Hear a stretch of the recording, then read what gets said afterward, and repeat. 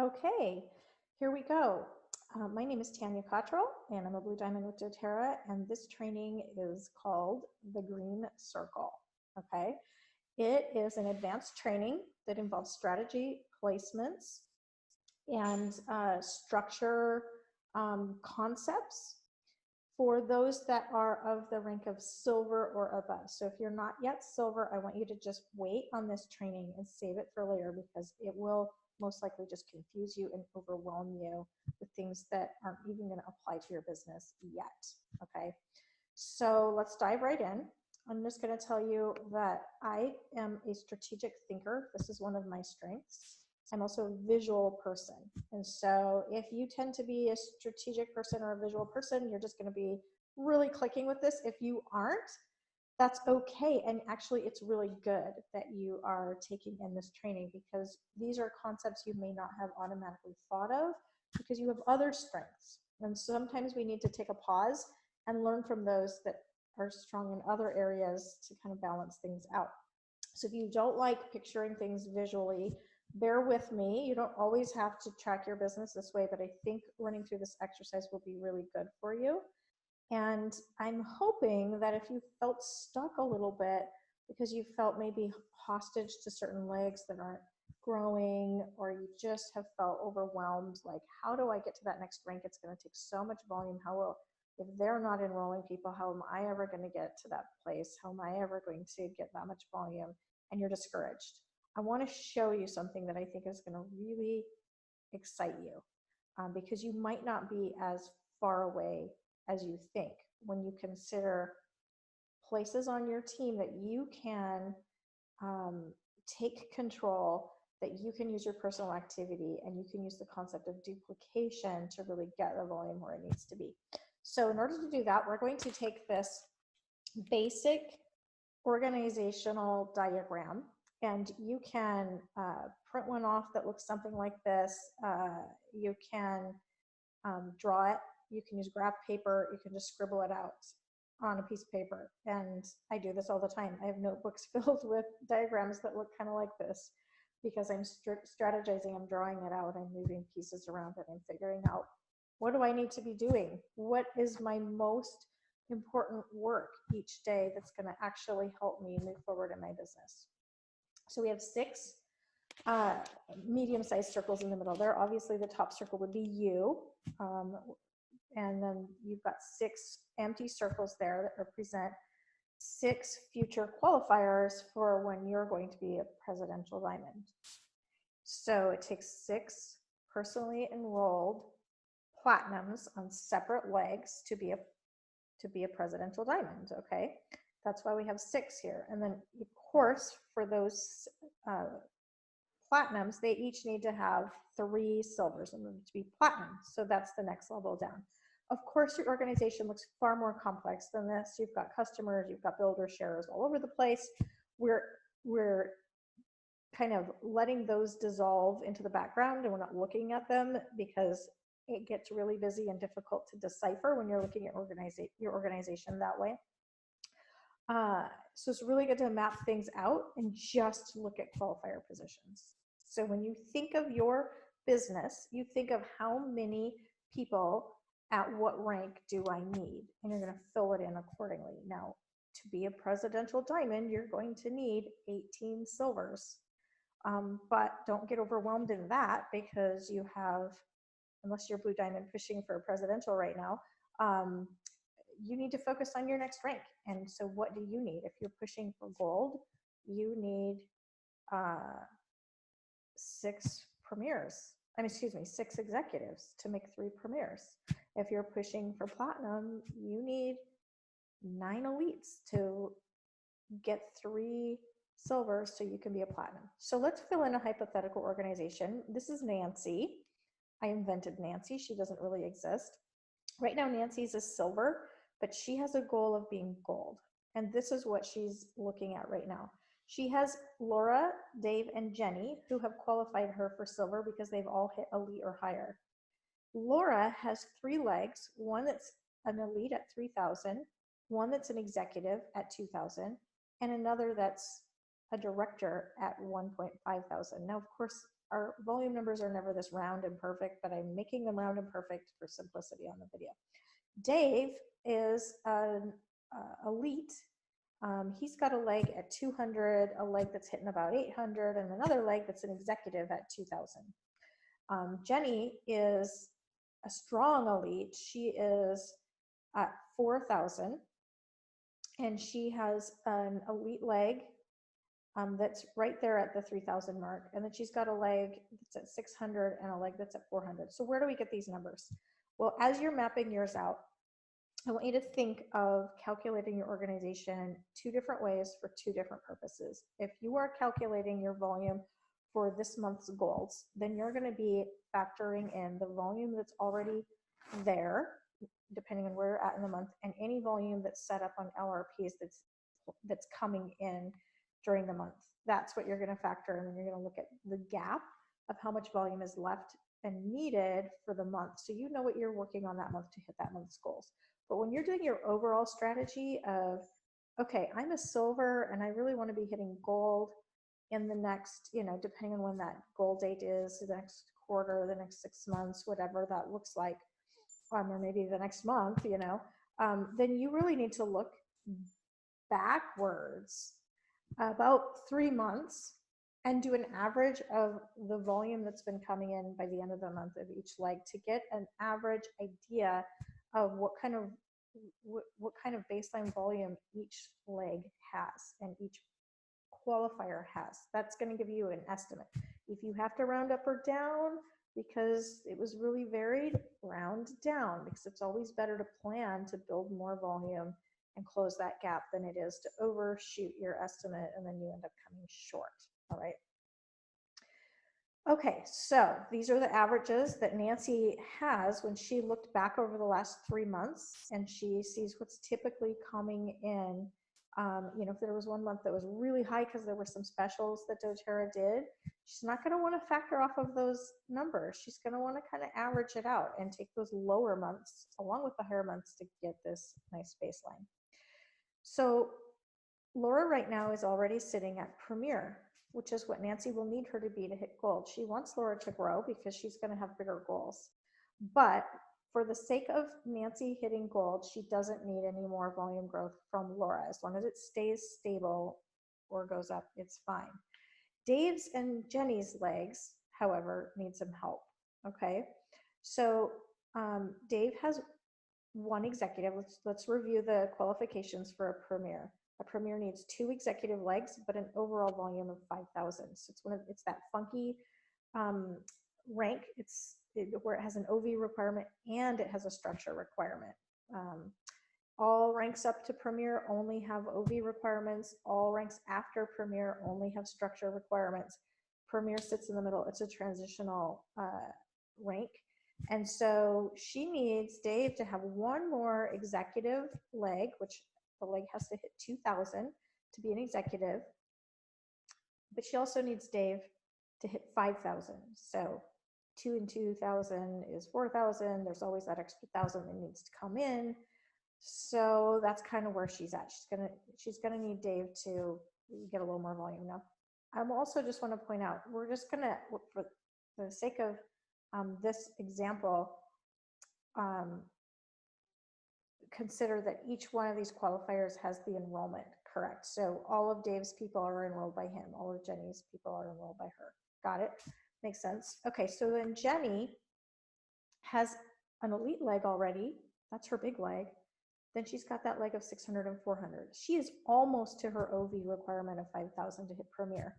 Almost. But she needs another executive leg and she needs another 1,000 in volume OV-wise. So what can Nancy do?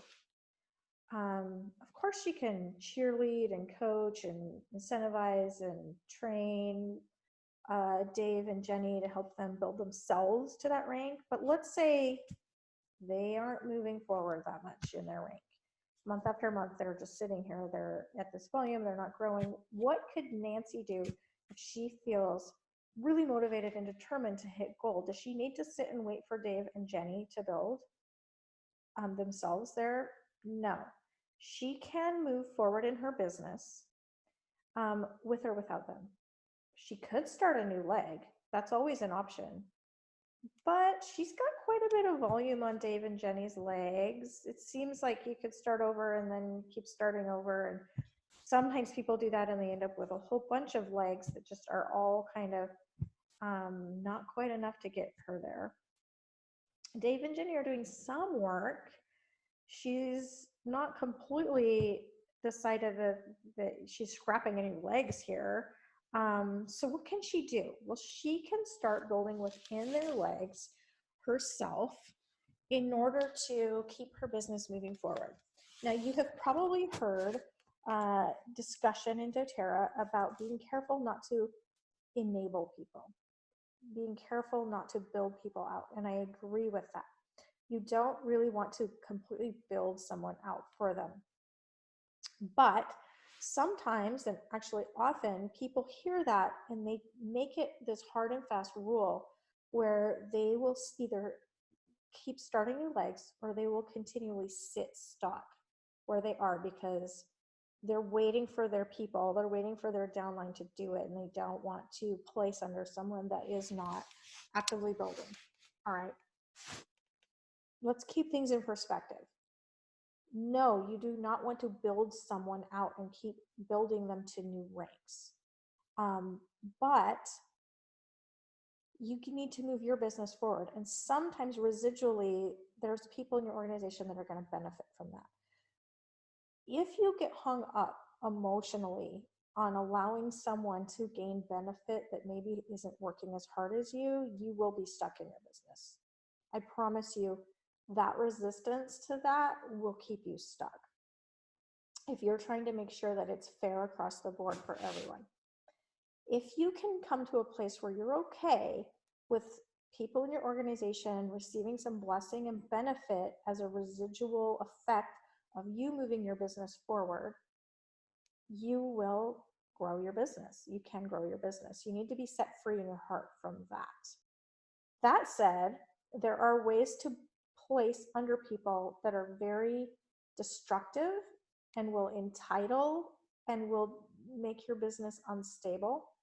You don't want to enable people to that level. There are ways to place under legs in order to empower yourself and your own business. That's going to give them a little benefit along the way, but you're not going to be building them out into leadership ranks. So let's just play this out so you can track along with me and know what I'm talking about. I'm going to draw a green circle right here. Okay, see the green circle? We are on the green circle. The green circles on this strategy represent builders that you recruit. Okay, I used to draw this with a red pen when I sat down and mapped this out with people so they could see the difference between who's already on their organization and who is a future person that will come when they recruit them. And then my upline said, why red? Red is the color of debt, and you're trying to earn money and grow in wealth, so it should be green. So that's why it's green. I switched it to green. So when I do this in person with people or at a live training, we literally get green pens out. Anything that is going on the diagram that is future enrollments is green, okay? Green circle. There's circles because on the graphic tree in your back office, squares are not builders, right? Circles have the LRP, they're set up as builders. Okay, moving on. So this green circle is, if you're Nancy, then this is your enrollment. This is Nancy's enrollment. This is not Dave's enrollment. This is not the person, I don't have the person named with 800 PV. It's not their enrollment. It's your enrollment. It's Nancy's enrollment under here. This is a placement down under that way. There's one more place that would be a smart place for Nancy to place a builder of her own enrollment. And that is under Jenny's leg, under the 600. Okay, why the 800 and the 600? Well, let's go back to Dave's leg because he needs another executive. And so he needs volume on that 800 leg to grow up to 2,000. By placing a builder under there, the volume will calculate and factor all the way upline into the OV, right? So that person with 800, whatever's happening under there, it's going to factor in. Now, could this potentially build Dave to Premier? Yes. Is that fair and even across the board? Did he earn it? Well, he partially earned it. Maybe you're going to push him up to Premier. Is it going to gift him enrollership of a builder that's important to your organization? No, it's not, because he's still going to qualify off of that person on his front line that he has enrollership of. Is it going to push him up into a leadership rank? No. Let's look at Jenny's leg. She needs another executive as well. And so we're going to go with that 600 leg because it's the closest to 2000, and put another builder there. So let's look at how much volume needs to come in through these new builders. On Dave's leg, if this new builder that you place there, that Nancy places there, grows to executive and hits a little bit higher at 2.2, that's going to push the builder upline that's directly above to elite. Do you see that? 800 plus 2,200 is 3,000. That's going to push that builder to elite. That's above and beyond the executive requirement needed for Premier, but what it's going to do is it's going to push Dave's 5,000 OV. It's going to push it up over 5,000 OV. Now under Jenny, that person that has 600, if there's a builder under that person that pulls in 1,400, so just hitting the rank of solid director, that is going to push that person up to executive. 600 plus 1,400 is 2,000. Okay, Jenny doesn't need as much OV, so she doesn't even need as much volume addition as Dave does. So let's look at what happens here. The builder that Nancy placed under there has hit executive, but it's going to push that whole leg up to elite, the person above to elite. The person that Nancy placed down here hit director, but it's going to push that whole leg up above when you factor in the 600 to executive. So now Dave has what? 5.2 thousand OV. He's got his OV requirement. Does he have two executives? Yes, he has an elite and an executive now. And Jenny is now at 5.4 thousand, so she's up above the OV requirement, and she's got an elite and an executive. All right, so both only needed executives, but they need that extra 1,000 of volume. So that's why having an elite and an executive is really helpful, because their other legs are very small in volume. So do you see how Nancy's recruitment of a couple of people and her support in getting them launched to executive and director helped give Dave an elite leg and Jenny an executive leg, and got them all to Premier, and look what happened. Nancy is now gold. How many recruits did it take for Nancy to go from silver to gold? It took 2 personal enrollments. 2 personal enrollments. Okay, so does that mean that that is all Nancy has done? Maybe. Maybe she's just recruited 2 builders and she's really worked on helping them grow to those ranks. It is not hard when you've got someone that's excited to build a new business to help them get to executive and director. We do 6 weeks to elite launches. That's what we train on our team. For people that are motivated to really rock out this business, they need to do a 6-week to elite launch to kick off momentum in their business. So this is doing even less than that, and yet it got Nancy to gold. Okay?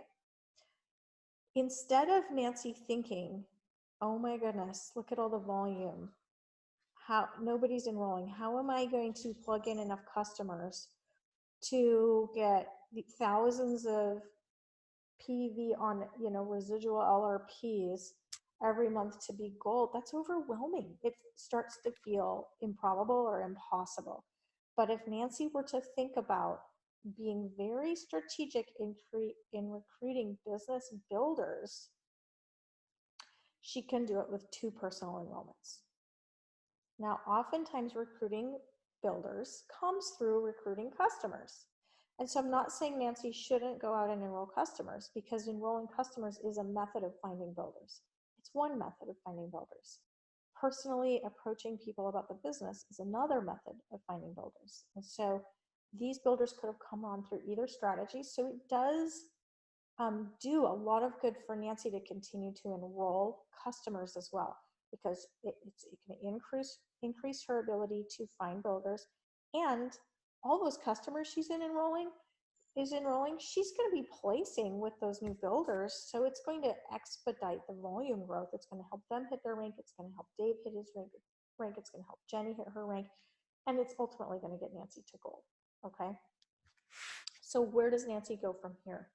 All right. Let's say they work together. She's working with these new builders. The volume's getting solid. Now she's gold and she's got a goal of platinum. So let's look at her goal of platinum. She is working with these legs that are now elite and executive. I didn't get all of my circles filled in correctly there, so ignore that. Let's look at what people are doing. Okay, Laura is working really hard. Oh, I did get those filled in. I'm sorry. I'm filling in the circles that are elite. My mind wasn't tracking with my diagram here. The dark circles, again, are the circles that are already hitting the volume needed, because to be a platinum, she needs 3 silvers, and those 3 silvers need 3 elites each. So each one of these legs has 1 elite leg, okay? Laura is working hard. She's growing her organization. Dave is working, but he's working slow. Not fast enough to really get Nancy to her goal of platinum when she wants or needs to get to platinum. And Jenny's not working at all. She's taken a back seat. She's kind of coasting. She's just not doing a lot in her business, which is frustrating for Nancy. But rather than sit back and just be frustrated with Jenny and frustrated with Dave, Nancy has the opportunity to again take control of her own rank advancement. And she's going to continue to work with these green circle builders that she placed. So let's look at Dave and Jenny, because those are the ones that are needing the most help, right? Laura, what is Nancy going to do for Laura? Well, we can't just neglect our powerhouse builders, the builders that are working hard. Is it always fair? No. Do they get the placements? Generally, no. Do they get a lot of the extra help? Not so much. That's just how it is because of where we need to put our work. But we don't want to ignore our strong builders. And sometimes we forget and we just assume they're doing great. And, you know, it's like when you've got children and you've got the one child that's really responsible and's got it together, and then they're getting less of you because you're kind of helping those that are in more crisis and needing more help. But sometimes we need to stop and we need to nurture and we need to appreciate and express gratitude, and we need to find out what do they need and what kind of support do they need. Does Laura need placements? Well, of course, everyone would love a placement, but let me tell you, when you're a strong builder, you don't get placements. I've never received a placement, and actually I'm really glad that I didn't, because I can look at my organization and say, I did that, I built it. If you've received placements, be grateful for them. If you haven't, just know you are capable of doing this without placements, like many of us. But let's give Laura a little bit of love here, okay? What does she need from Nancy? She needs coaching and she needs support, all right? She does not need to be neglected, but she doesn't necessarily need placements either. She needs coaching and she needs support.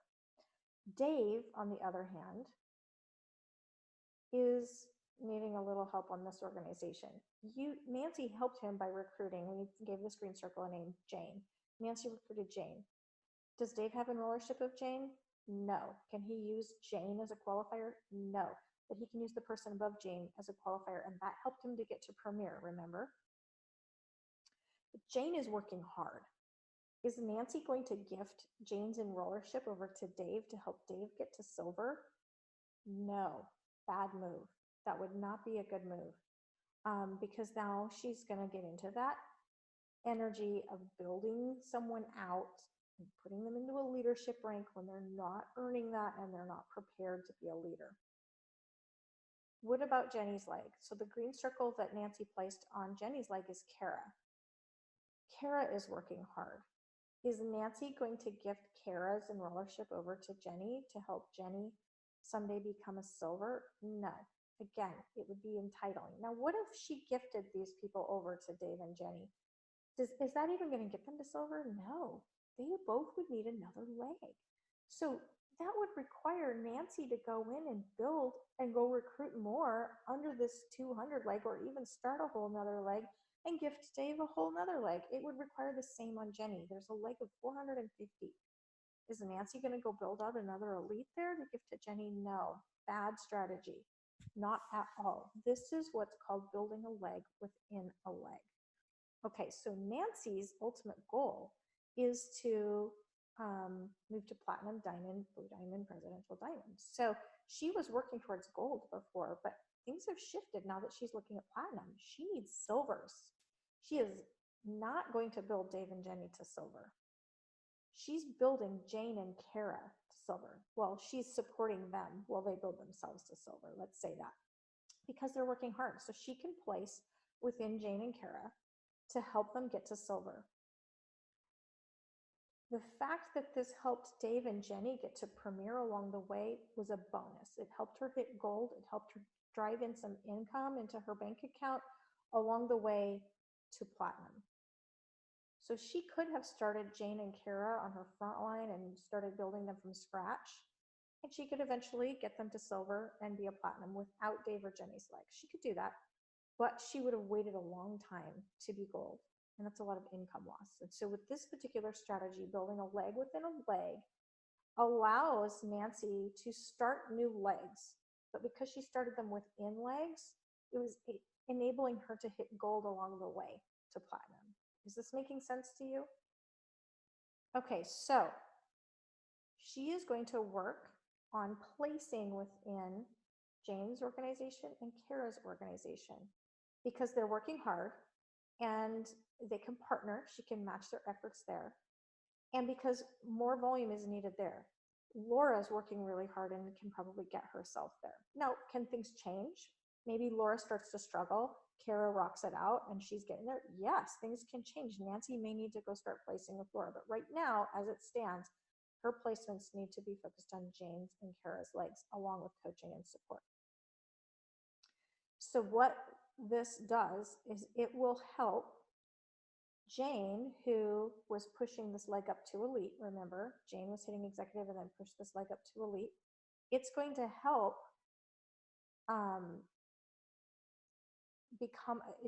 Jane become a future silver qualifier. So once Jane hits premier, then Nancy has a double premier qualifier on that leg. Dave's hitting premier, Jane's hitting premier. Super solid for her gold, right? All of a sudden, Jane is now silver. She has hit silver. Dave is what rank? Premier, as long as his other leg is hitting executive. What if his executive leg shrinks back and doesn't grow? Okay, Dave might slip back to elite. Does it matter for Nancy? No, it doesn't. She's got Jane as silver and she's going to coach Jane to become a gold, and she's going to have a really, really solid leg there for her platinum rank and honestly for her diamond rank as well. Jenny has Kara down under there. Nancy has a rollership of Kara. Kara's working hard. Nancy's working hard with Kara. They're partnering. She's doing some placing down there as well, but she's mostly coaching and supporting Kara along with Jane. And Kara becomes a future silver qualifier as well. Along the way, Kara will become a premier. Jenny's a premier, remember? Double qualifier for Nancy's gold rank. But now Kara's going to surpass Jenny in rank. And now Nancy has in rollership of Kara a silver, in rollership of Jane a silver, in rollership of Laura a silver. Do you see what just happened? Nancy is now a platinum. Nancy's qualifications shifted. Her qualifiers shifted. They're no longer all frontline qualifiers. Now, if Dave and Jenny were actively working hard, it would be awesome to have all your qualifiers on your front line. But oftentimes it doesn't. And it doesn't have to. You can keep moving forward in rank and shift your qualifications to a different level. So Nancy now is a platinum with a first level qualifier, a third level qualifier, and a third level qualifier. I'm going to share a little personal experience with you, and everybody's story is a little different. For me, when I went silver, my 3 elites were on my front line like they are for most people, because if you have an elite that you're working with that's a builder down lower, it's still going to push that top person up to elite, right? When I went gold, my organization shifted. I had a qualifier on my second level. I had a qualifier on my second level, and I had a qualifier on my third level. Okay. Because I had builders down below that were working and builders up above that weren't working, that didn't have other legs for me to push them up to premier. So I worked down below, and that's how I went gold. My qualifier stayed the same for platinum. When I went diamond, I had a new frontline qualifier. And so when I was a diamond, I had my qualifier number 1 was on my second level. Excuse me. Qualifier number 2 was on my second level. Qualifier number 3 was on my third level. Qualifier number 4 was on my first level. When I went blue diamond, this is what's really interesting. Some of those frontline people that weren't all that actively building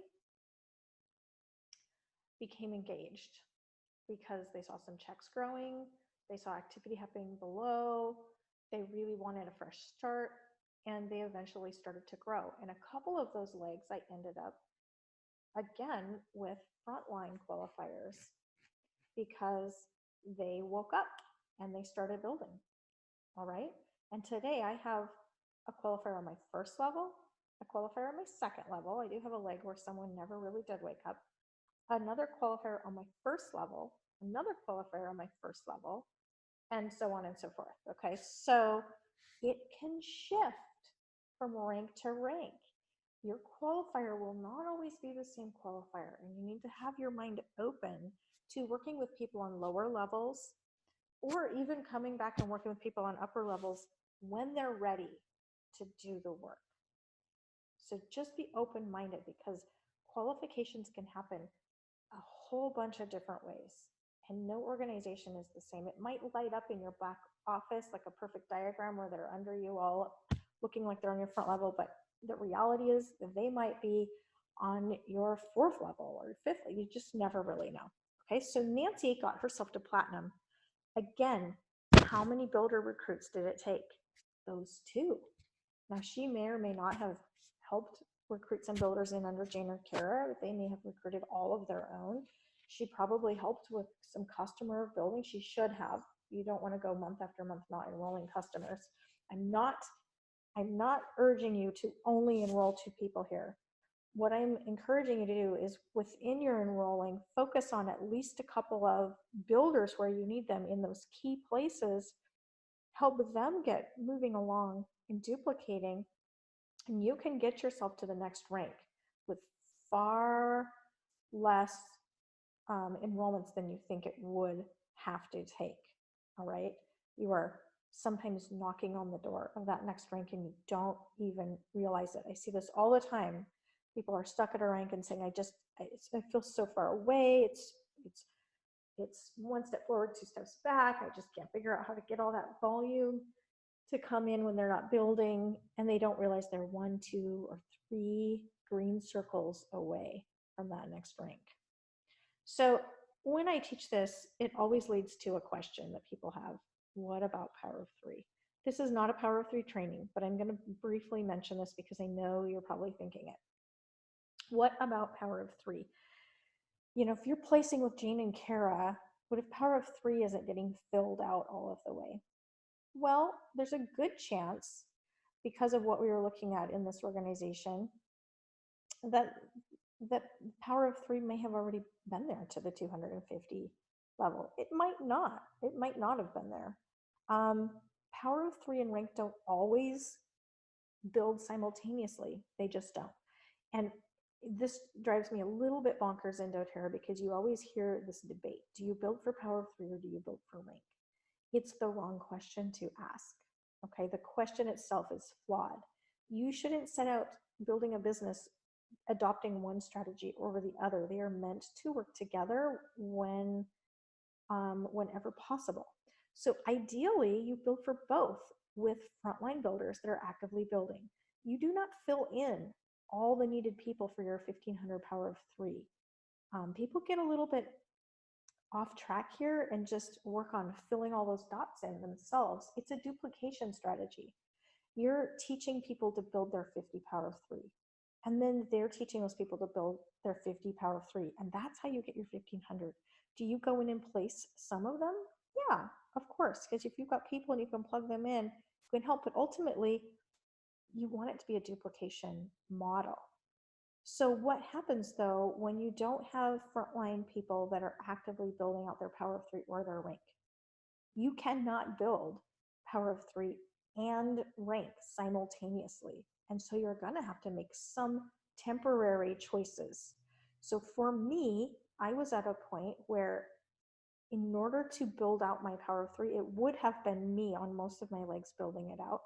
It would have taken a long time because duplication wasn't going to kick in. And I would have been putting a lot of volume under people that weren't actively building.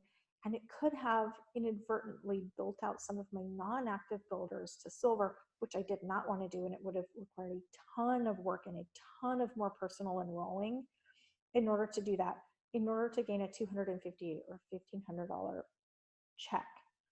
Instead, I focused on building to diamond in rank, and I let power of three come in later. This was my personal strategy. So I delayed that 1500 power of three, but what I did was I went after those those gold shares, those platinum shares, and those diamond shares, which was bringing in thousands, much more than 1500. And then my power of three filled in later on. So you may or may not need to make a choice like that, depending on what your frontline people are doing.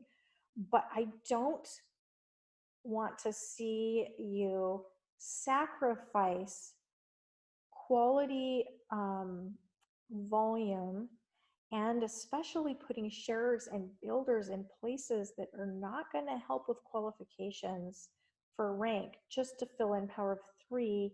You could be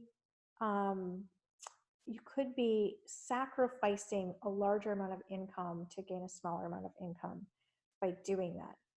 That does not mean that you can't ever build your power of three, because listen, Dave was still working some, right? He's just working slowly. So go in and encourage him and coach him to fill in his power of three. So while you're helping Jane build, which by the way does fill in one of your power of three places, Dave should be motivated to help get some power of three going to get his 250. Jenny, maybe you can spark her interest to do that, or you can work with these next level people and help them to get their 50.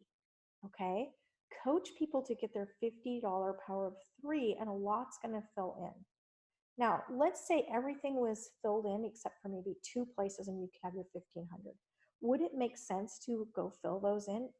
It might make sense to fill those in if you're that close, but you don't want to go fill them in with a builder, because you really need those builders to help in the structure that's actually going to make sense for your rank. But if you had some random customers that you know, this is going to be a high purchasing customer, it could fill in a spot, then yeah, I mean, you are sacrificing some volume for rank. It's not a black and white thing. You're going to have to make some choices, but don't sacrifice your rank strategy and start building out a whole power of three structure and end up just sitting at a lower rank and sacrificing the income that could come from all of those leadership shares. Had I placed the people I placed to hit diamond, had I placed them where I needed for power of three, I would have probably sat at gold, the same amount of volume and the same amount of personal enrollership, a gold with a 1500 power of three instead of a diamond with a 50 power of three. I went for the diamond with a 50 power of three personally. I made more money that way, and I didn't build people out in an unhealthy way. I see people build out their 1500 kind of themselves under non-builders, and it rarely holds. You might get there, but it's just not solid. It's solid when you have active builders building out their power of three, okay? So now I'm a blue diamond. I have a 1550 power of three. Why? Well, you can get more than one 1500 power of three. So if you had 6 legs that you're working on, let's say you were working towards presidential and they were all from your front line and that power of three was filling out nicely, you could get 2 1500s. A lot of people do. I just have an extra 50 because there's a few legs where I'm still working with someone on a lower level for rank. And I'm not going to go put my personal enrollments up to bump up my power of 3 by 250 because, to be honest, that amount of money is very minute compared to the shares that you get by hitting rank at diamond or blue diamond or presidential diamond. So does that put it into context a little bit? There are some ways to keep working towards power of 3, or you can always wait until you have other legs. So the reason I went from a diamond with with a $50 power of 3 to 1,550 is because I built more legs. And as I've built more legs, I have only put people on my front line when I know they're going to build. And sometimes that works out and sometimes it doesn't. But generally, you're a little more discerning on who goes on your front line. You have a better chance of filling out that power of 3. So hopefully that helps to put power of 3 into perspective. It's not a no-go on power of 3. Sometimes it's a wait. Sometimes it's just teaching people to get their 50. But I don't ever promote building out a power of 3 under non-builders or under very low-level sharers at the expense of losing your rank advancement. Okay, so that's the end of this. I actually suggest that you watch this more than once because we ran through a lot of numbers. I know it's fast and I know it's hard to keep track of. If you're like, I did not follow that at all, watch it a few times, all right? Pause it, figure it out, do the math, and then move forward. And I'm gonna ask you to do this map yourself. So draw it out, get your volume put in there, and get a green marker or a green pen. And I want you to actually put your circles on there. I want you to discover, if I were to focus on recruiting builders, how many recruits do I actually need? And how much growth do they need in order for me to hit my new rank? You might be surprised at how doable it seems, okay? Get your paper out, get your pen or pencil, and then a green marker, draw your map, and start working on your new strategy.